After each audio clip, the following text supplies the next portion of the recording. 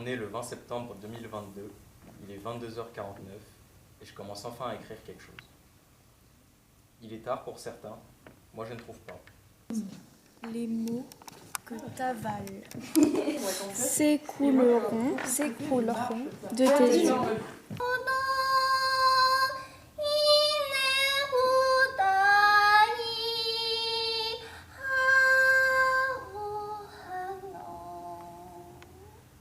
Et puis après, au fur et à mesure, je refais passer le PQ dedans pour faire un cerclage pour que le trou ne soit pas juste plein de petits bouts de PQ déchirés. Ce que tu as fait, tu as défini, tu vois. Pourquoi pas redevenir des inconnus? Et lorsqu'on me demandera comment tu vas, ce que tu fais, ce que tu deviens, pourquoi je ne sais pas le pourquoi du comment, alors je n'aurai qu'une réponse.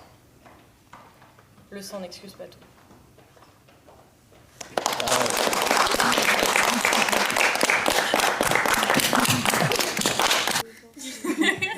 C'est la répète.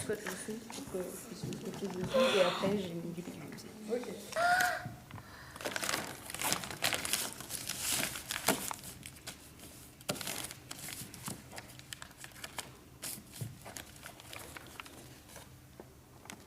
Chère chérie, j'ai entendu dire que tu étais très malade.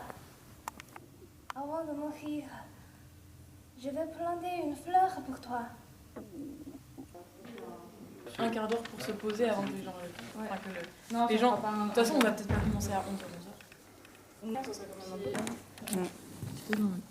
J'ai mis du bleu pour attirer le regard. C'est pas juste parce que toi, on ne te verra pas dans le film. C'est vrai. Bah, vous filmerez après. Ensuite, je l'ai relu, plusieurs fois. Je voulais me prouver son existence. J'allais simplement vérifier qu'il est toujours là, à la bonne place. Si tu connais, tu connais.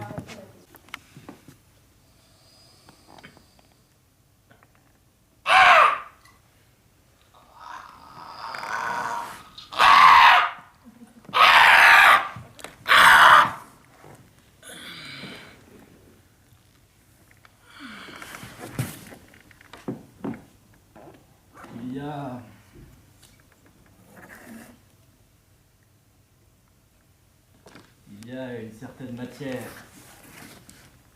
dans nos recoins neuronaux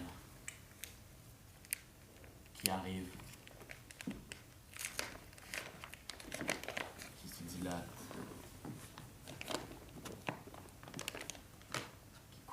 Partant à la charge pour déverser sa rage, Gino a 2 enfants. Ils sont petits, ils ont la gueule de leur père. Ensemble, nous avions regardé l'horizon, au-delà d'un monde plein de couleurs. Nous sommes les enfants de cette terre, incroyablement forts en gymnastique. Ces petits bras incandescents comme une Amazone. Les mains dans les poches. Ils n'ont jamais eu de limite et n'en mettent que très peu. La vie, c'est de brûler des questions. À chaque fois, tu dis amoureux, c'est mignon. Amour. Moi, c'est amoureux. C'est ça? Amoureux.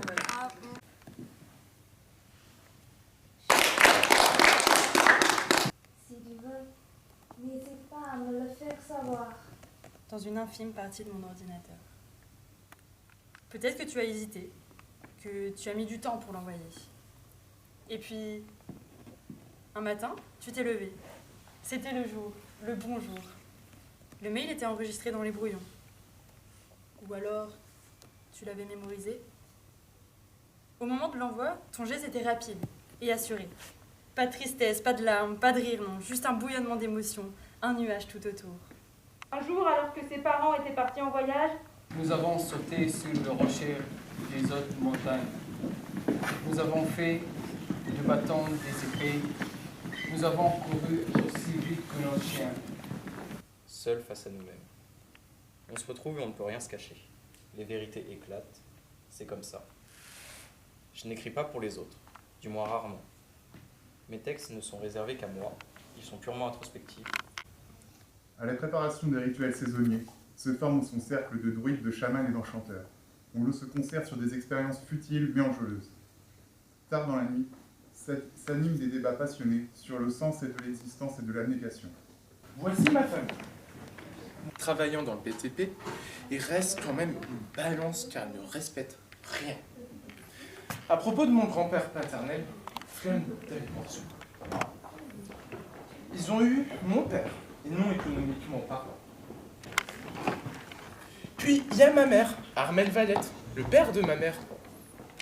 Et elle me dit le beau monde pour retenir son âge.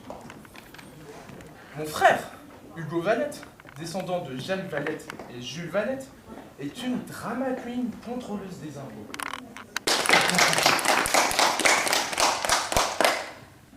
Paquita est arrivée en France métropolitaine avec sa mère. Avant, en Guadeloupe, elle vivait dans la rue. Paquita ne me parle pas. Je ne lui parle que très peu. Mais on s'entend bien. Je pourrais le décrire avec les mots les plus sales et les plus vilains du monde. Son papa arriva à la charge et l'attrapa par le collier. Criez, criez, criez, criez!